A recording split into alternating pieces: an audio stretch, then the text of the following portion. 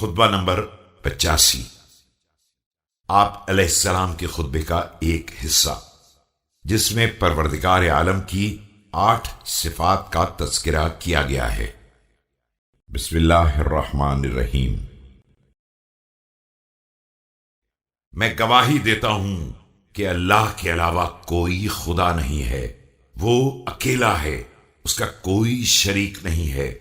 وہ ایسا اول ہے جس سے پہلے کچھ نہیں ہے، اور ایسا آخر ہے جس کی کوئی حد معین نہیں ہے۔ خیالات اس کی کسی صفت کا ادراک نہیں کر سکتے ہیں، اور دل اس کی کوئی کیفیت طے نہیں کر سکتا ہے۔ اس کی ذات کے نہ اجزاء ہیں اور نہ ٹکڑے، اور نہ وہ دل و نگاہ کے احاطے کے اندر آ سکتا ہے۔ بندگان خدا، مفید عبرتوں سے نصیحت حاصل کرو، اور واضح نشانیوں سے عبرت کو، بلیغ ڈرانے والی چیزوں سے اثر قبول کرو، اور ذکر و معزت سے فائدہ حاصل کرو۔ یہ سمجھو کہ گویا موت اپنے پنجے تمہارے اندر گاڑ چکی ہے، اور امیدوں کے رشتے تم سے منقطع ہو چکے ہیں، اور دہشتناک حالات نے تم پر حملہ کر دیا ہے، اور آخری منزل کی طرف لے جانے کا عمل شروع ہو چکا ہے۔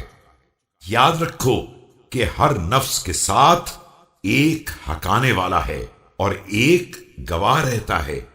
حکانے والا قیامت کی طرف کھینچ کر لے جا رہا ہے، اور گواہی دینے والا اعمال کی نگرانی کر رہا ہے۔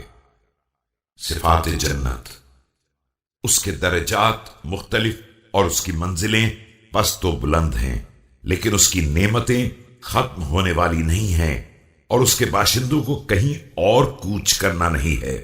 اس میں ہمیشہ رہنے والا بھی بوڑھا نہیں ہوتا ہے، اور اس کے رہنے والوں کو فقر و فاقے سے سابقہ نہیں پڑتا ہے۔